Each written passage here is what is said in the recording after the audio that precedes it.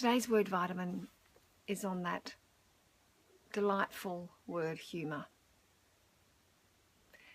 And because humour is such a light-hearted state, we can sometimes dismiss it as being a luxury or something we do every now and then.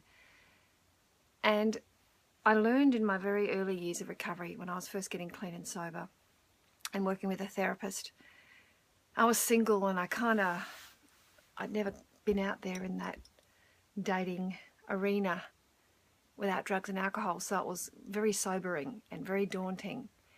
And I remember I'd been dating a guy for a while, and he was what I call an 80%er. He was kind of nearly there. My friends all liked him. He was handsome, he was successful, he was good looking, he was intelligent, he was kind.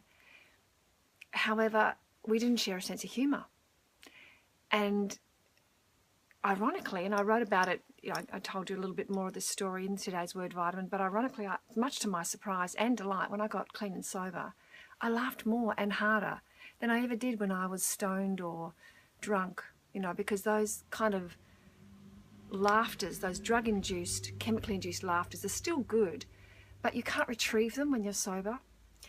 But when we find something funny when we're sober, and we're straight and we're present, you can often replay it, and as you're saying, and maybe you've experienced this when you're retelling a funny joke, I can only get halfway through it because I start laughing.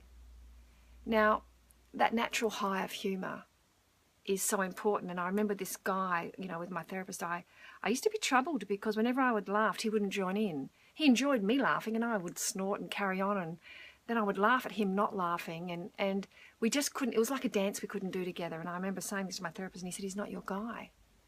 I said, "What do you mean? Someone like me can't, beggars can't be choosers. I'm pretty, my emotional resume is pretty bloody scary. I mean, this guy thinks that I'm a good catch, and he's a great bloke." My therapist said, language of the heart needs laughter and tears, and it needs to come intuitively and instinctively and freely. And if somebody in your intimate circle that you're wanting to spend a long-term relationship with, you can't cry with and feel safe when you're vulnerable, and share a good belly laugh, and find common ground in humour long-term, you're going to find the wear and tear of life hard to manage. And I really didn't understand that humour was that important. Now, I've been with Mr. Delicious 11 years, and when I first met him, one thing I loved about him was his